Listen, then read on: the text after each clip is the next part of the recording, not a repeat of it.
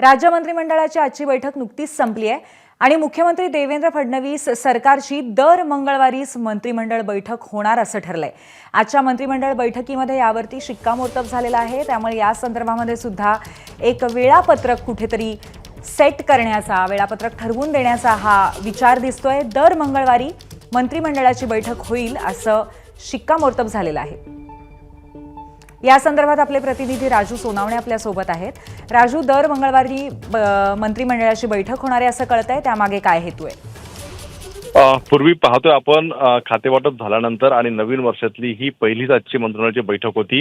या बैठकीमध्ये मंत्री सगळे उपस्थित होते। या मंत्र्यांच्या जे आहे ते आज तशी पहिली मंत्रिमंडळाची बैठक होती आणि या बैठकीमध्ये महत्त्वाचे 3 निर्णय होते। हे 3 निर्णय झालेले आहेत। मात्र सगळ्यात महत्त्वाचं म्हणजे की देवेंद्र फडणवीस सरकारची मंत्रिमंडळाची बैठक कधी होणार, कारण सरकार बदललं की वेळ आणि दिवस सुद्धा बदलत असतो।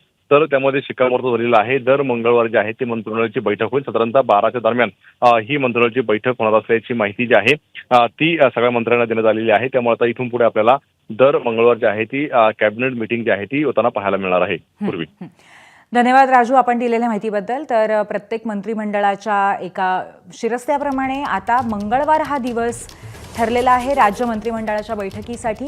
आजची महत्त्वाची अशी राज्य मंत्रिमंडळाची बैठक पार पडलेली आहे। यामध्ये महत्त्वाचे निर्णय झालेले आहेत, परंतु हे कुठले आहेत हे आपल्याला थोड्याच वेळात कळेल। एबीपी माझा, उघडा डोळे बघा नीट।